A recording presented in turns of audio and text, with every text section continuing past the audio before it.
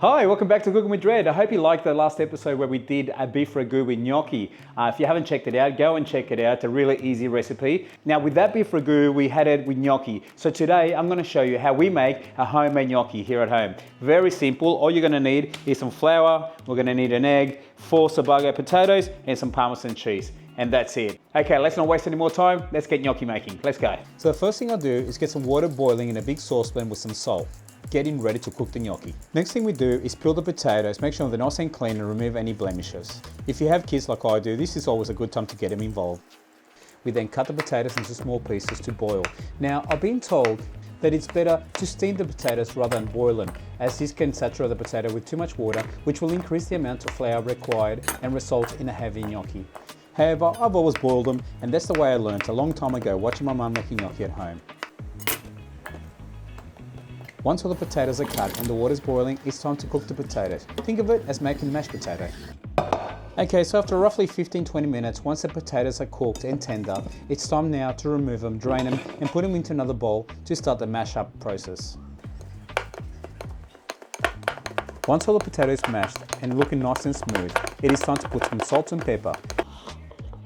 Alrighty, now it's the time for the egg. I'll grab the egg, put it into a small bowl, give it a quick whisk, and then I add it to the potato, stirring it all up, making sure that it's all nicely combined. For this recipe, we're going to use 2 cups of flour, maybe a little bit more depending how wet the dough feels. And we'll also need a bit of flour just to dust when we're making the gnocchis. But before we do that, this is the time I like to add 1/4 cup of parmesan cheese, just to give that gnocchi that extra beautiful flavour. Alrighty, flour time. I start with 1 cup of flour, put that into the bowl and give it a good mix.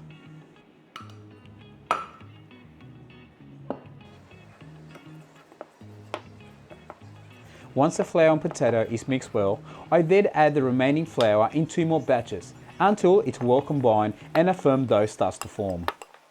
At this point, I normally knead the dough just a little bit while inside the bowl. Now I turn the dough into a lightly floured surface and knead until smooth. If you're finding the dough is too wet and sticky, don't be afraid to add some more flour. Just don't overdo it, otherwise you'll have some hard gnocchis.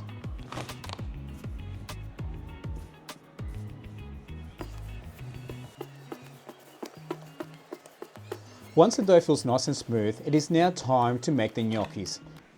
We once again flour the surface we're going to be working with. And at this stage I also like to sprinkle the dough with a bit more flour just to make sure it doesn't stick to the table.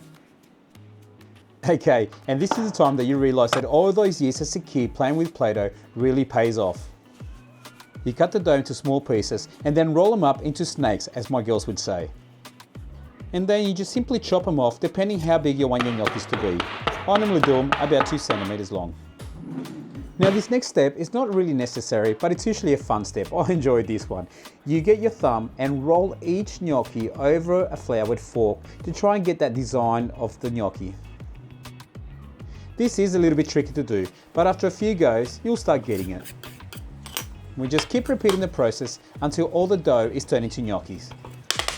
Now with this recipe, I always find that there's always more than enough for the 4 of us, 2 adults and 2 kids. In fact, there's always at least half the amounts left over for another time. So what I like to do is put them in a floured tray and put them straight into the freezer until they go hard solid.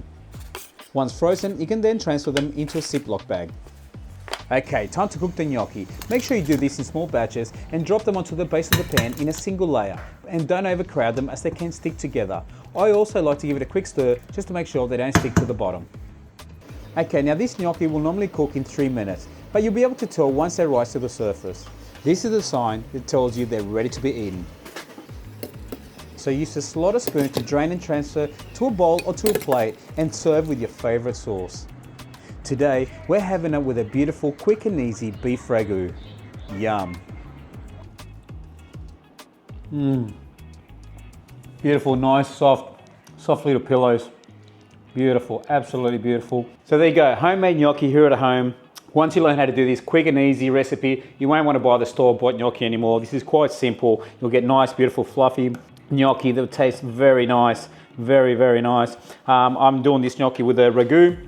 You can have all different types of sauces. My girls love sometimes with simple bolognese sauce. You can do different sauces if you want with this gnocchi. But if you want to do the ragu gnocchi, I did the ragu recipe in my previous video, so go back and check that out. I'll leave the link here for you guys. Again, nice and easy using the pressure cooker or the multi-cooker, how to do a nice beef ragu. Beautifully, nice and easy, still tastes absolutely amazing. Go check it out.